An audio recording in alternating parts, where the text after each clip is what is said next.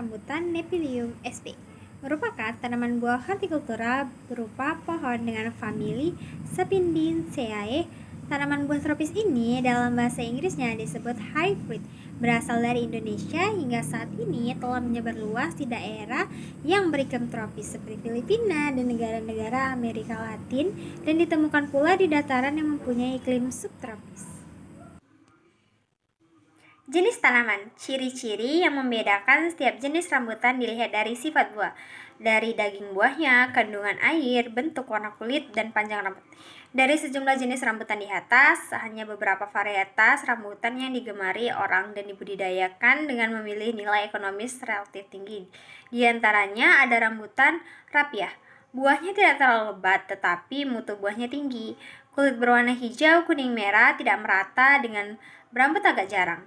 Daging buahnya manis dan agak kering, kenyal. Daging buahnya tebal dan daya tahannya ini mencapai 6 hari setelah dipetik.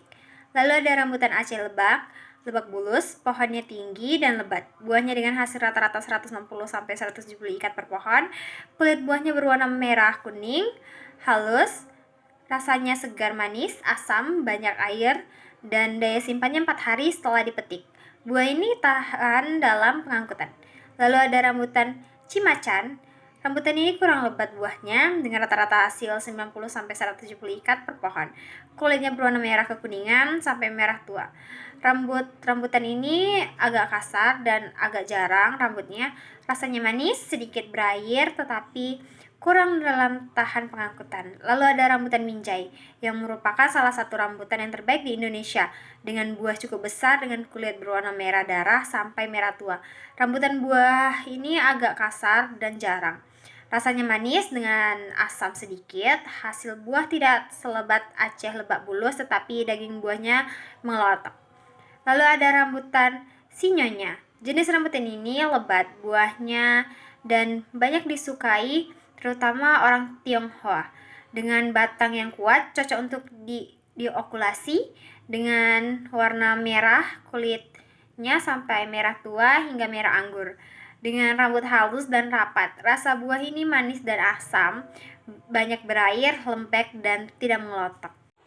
Baiklah, jadi di sini saya juga akan menjelaskan mengenai manfaat tanaman rambutan. Selain tanaman rambutan memiliki buah yang manis dan segar, tanaman rambutan juga sengaja dibudidayakan di Indonesia karena memiliki berbagai jenis manfaat yang terkandung di dalamnya. Contohnya, rambutan sendiri memiliki gizi, zat tepung, dan sejenis gula yang mudah larut di dalam air.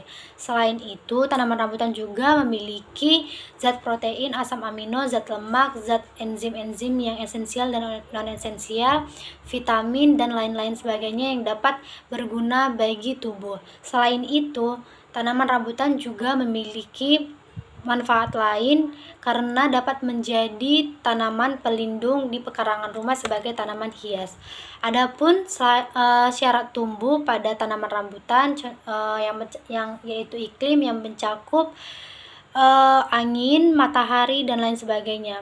Di sini saya akan mencoba menjelaskan mengenai angin yaitu yang sangat berperan bagi penyerbukan bunga. Selanjutnya, adapun tanaman rambutan sangat-sangat memerlukan cahaya yang cukup untuk produksi tanaman itu sendiri. Selanjutnya, intensitas curah hujan yang dikehendaki oleh pohon rambutan berkisar antara 1.500 sampai 2.500 mm per tahun, dan itu juga harus terjadi merata sepanjang tahun. Tanaman rambutan akan sangat baik tumbuh di suhu sekitar 25 derajat Celcius. Selanjutnya, kelembapan udara yang dikehendaki cenderung rendah karena kebanyakan tumbuh di dataran rendah dan sedang. Apabila udara mempunyai kelembapan yang rendah, berarti udara kering karena miskin uap air. Kondisi demikian cocok untuk pertumbuhan tanaman rambutan. Selanjutnya, saya akan menjelaskan keadaan tanah dapat dibentuk sesuai dengan tata cara penanaman yang benar. Selanjutnya, ketinggian tempat yang cocok untuk tanaman buah rambutan juga, yaitu ketinggiannya antara 30 sampai 500 meter di atas permukaan laut. Pada ketinggian di bawah 30 meter di atas permukaan laut, rambutan dapat tumbuh namun tidak begitu baik hasilnya. Nah, baik, selanjutnya adalah teknik budidaya tanaman rambutan. Dalam teknik budidaya rambutan umumnya dibagi menjadi 5, yaitu yang pertama adalah persyaratan benih. Benih yang diambil biasanya dipilih dari benih-benih yang disukai oleh masyarakat konsumen, antara lain seperti rambutan rapia, rambutan Aceh, rambutan lebak bulus, rambutan cimacan, dan rambutan sinyonya.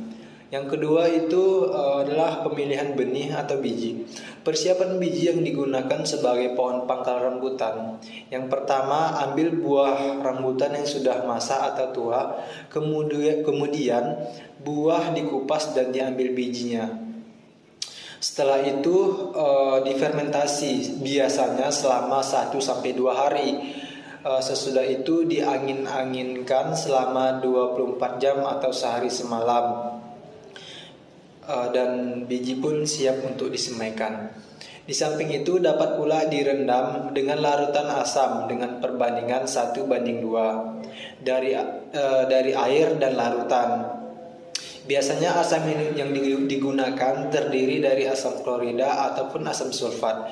Caranya, direndam selama 15 menit, kemudian dicuci dengan air tawar yang bersih sebanyak 3 kali berulang dengan air yang mengalir selama 10 menit dan dianginkan selama 24 jam. Untuk menghindari jamur, biji dapat dibalut dengan larutan Diten 45, Atrakol 70 ataupun fungisida lainnya. Kemudian dilakukan pendagiran bedengan supaya tetap gembur. Pendagiran bedengan dilakukan setiap 2-3 minggu sekali. Rumput yang tumbuh di sekitar bedengan dibersihkan. Hindari dari serangan hama dan penyakit dengan cara disemprotkan dengan pestisida sampai umur tanaman tersebut kurang lebih 1 tahun. Persemaian yang dilakukan terhadap pohon baru, setelah itu dapat dilakukan pengokulasian yang sebelumnya daun-daun dirontokkan pada pohon induk yang telah dipilih mata tunasnya. Kemudian setelah itu disiapkan tempat untuk penempelan mata tunas tersebut sampai mata tunas itu tumbuh tunas baru. Setelah itu tunas asli pada pohon induk yang telah ditempel dipangkas. Kemudian rawat dengan penyiraman 2 kali sehari dan mendagir serta membersihkan rumput-rumput yang ada. Kemudian dapat juga diberi pupuk urea 10 gram tiap 1 meter kuadrat untuk 20 tanaman rambutan. Yang kelima itu atau yang terakhir itu adalah pemindahan bibit. Nah, cara pemindahan bibit yang telah berkecambah atau dicangkok maupun diokulasi umumnya itu dapat dilakukan dengan cara mencungkil atau membuka plastik yang melekat pada media penanaman dengan sangat hati-hati. Jangan sampai akar tanaman sampai rusak. Penyungkilan itu dilakukan sekitar 10-20 cm dari permukaan ke bawah tanah.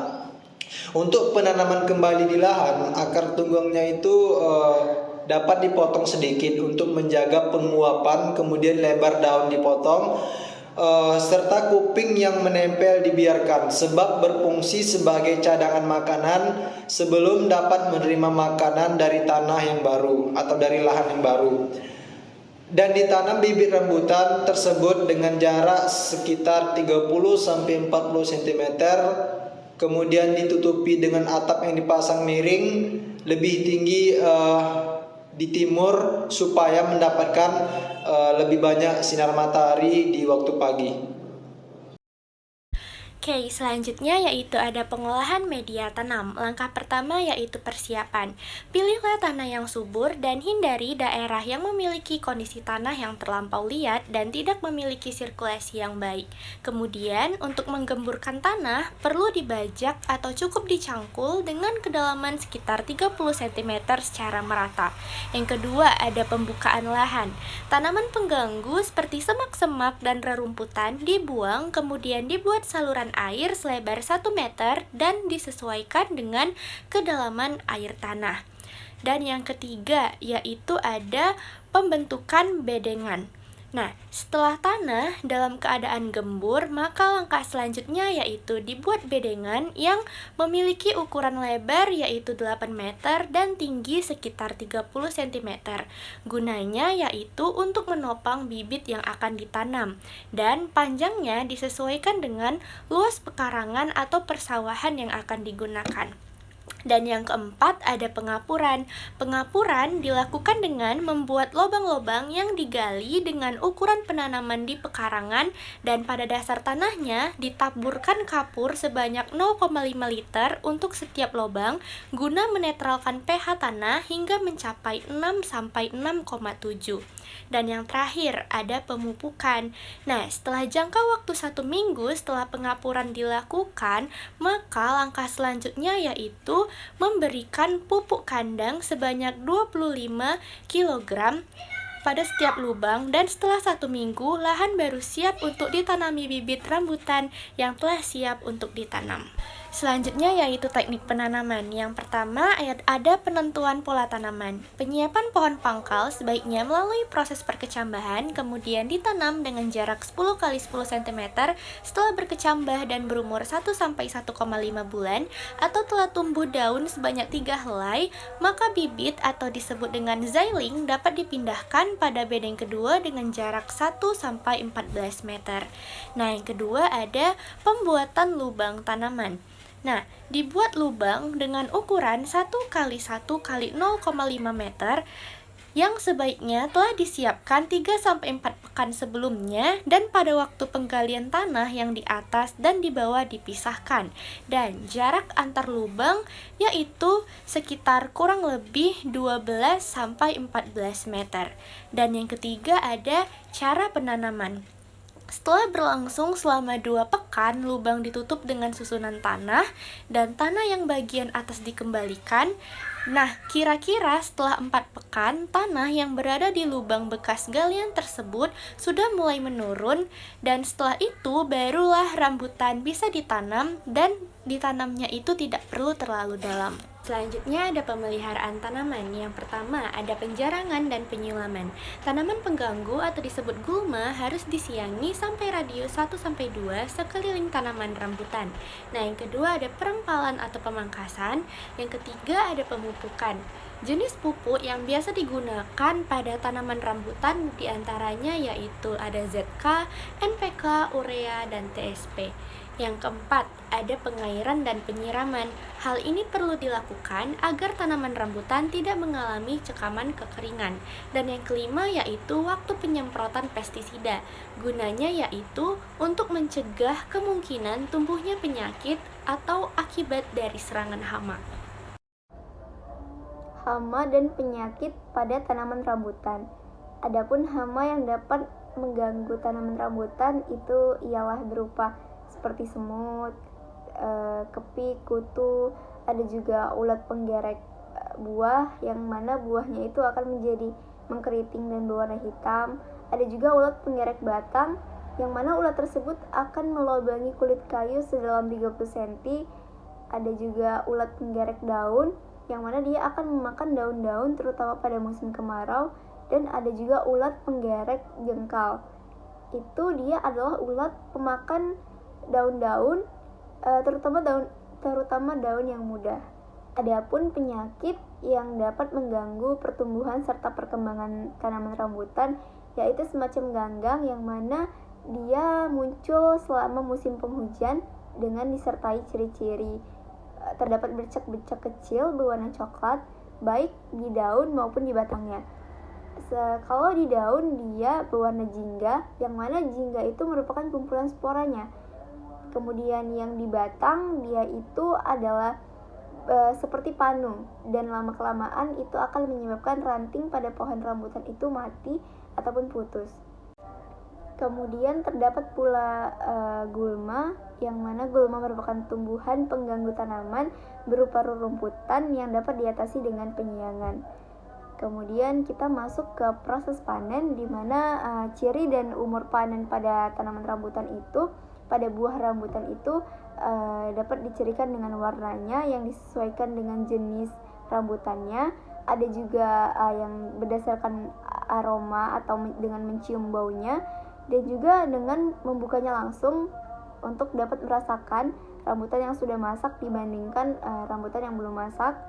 Kemudian dapat dipastikan bahwa pemanenan itu dilakukan sekitar bulan November sampai Februari, dan itu semua dapat dipengaruhi oleh musim kemarau ataupun musim penghujan.